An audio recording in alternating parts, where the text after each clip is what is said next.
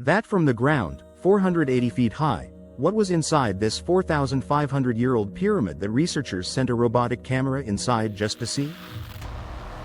At one point, the robotic camera stopped because now in front of it was a stone slab. Researchers believed that behind this slab, there must be a secret hidden for the past 4,500 years.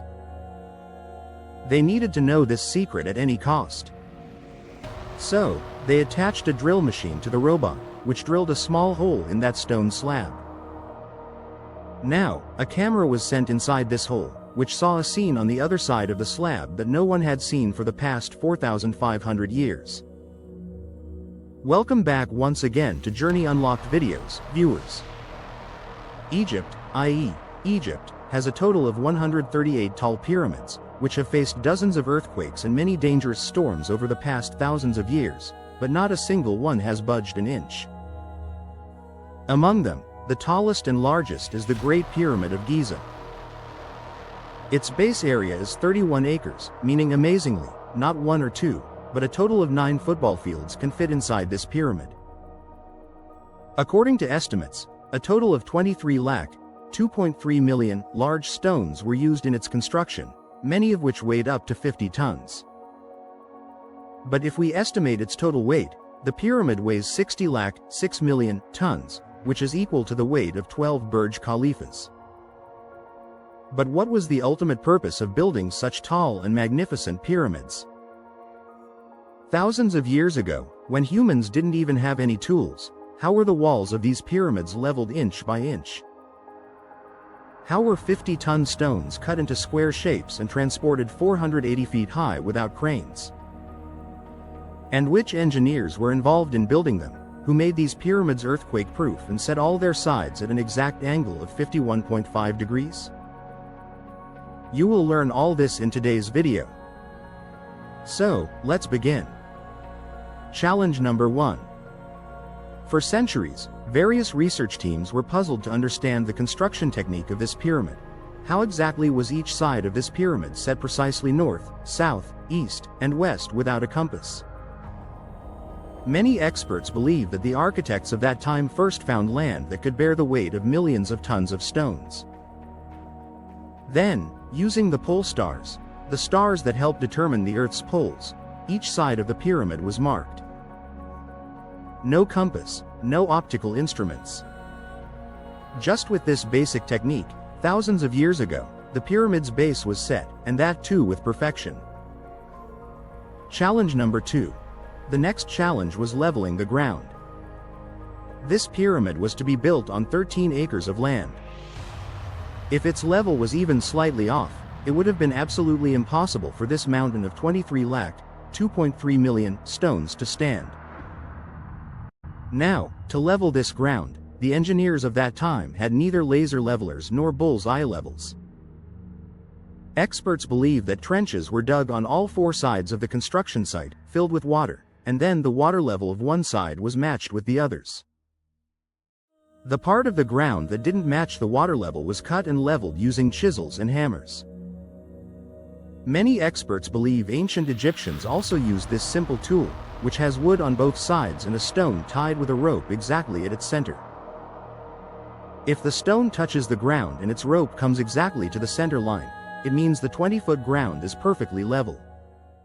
Challenge number 3. Now, the pyramid's direction was set, marking was done, and the ground level was set. Now it was time to start construction, for which millions of tons of heavy and large stones were needed. But to cut these stones, they had neither grinders nor chainsaws. Yet, they cut 50-ton stones and gave them square or rectangular shapes. But with whose help? Yes, this is that very plant whose help was used to cut the stones. Experts believe that the chisels used in the pyramid's construction were not made of copper alone because they also knew that copper is soft and cannot cut stone.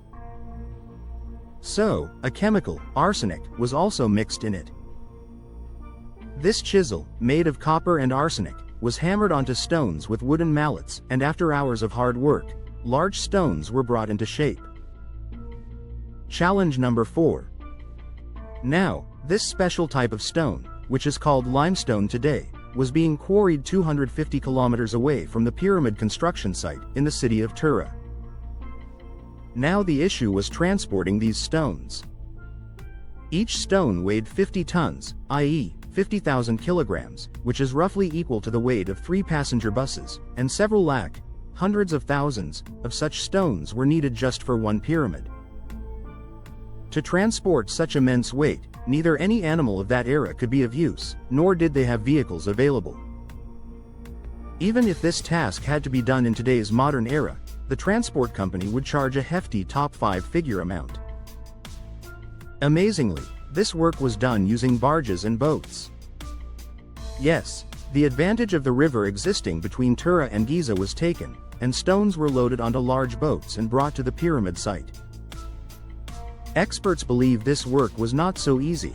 For loading and unloading such large stones on ships, an army of at least 500 laborers must have been deployed simultaneously. Challenge number 5. The team of experts researching the pyramid's construction had now found answers to many of their questions, but one thing kept bothering them constantly. The limestone was cut, transported, and during construction, they started being placed one on top of the other.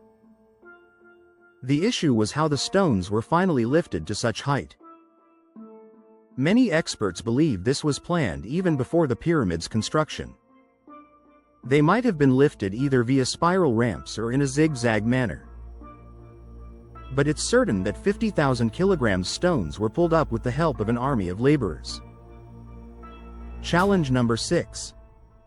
The matter wasn't just about lots of laborers cutting limestone with chisels and hammers and transporting such large stones. Compartments were built inside this pyramid, pathways to enter them, and many small tunnels were also made. Everything else is fine, but one thing stunned the experts. The stone used inside the compartments was not limestone but granite. Yes, granite is considered the second hardest stone in the world after diamond. Even in today's modern era, granite cannot be cut without the help of large grinders. Many archaeological experts from around the world were invited to visit the pyramid, but no one could find a clue as to how Egyptians 4,500 years ago cut a solid stone like granite so cleanly. Finally, after many years, experts also solved this mystery. Tips. Granite was cut so cleanly with a saw that had no teeth. Yes, a toothless saw was run over granite by applying weight on both sides, and grit, abrasive sand, was poured in the middle. Experts believe that using this method, cutting such a large stone took 4 months. But what was the ultimate purpose of building these pyramids? How many laborers worked simultaneously in building them? And when the robotic camera drilled into the stone slab inside the pyramid, what scene did it see that no one had seen for the past 4,500 years? All this and much more you will learn in part 2 of this video. Thank you so much for your loving comments and likes. See you in the next fantastic part of the video.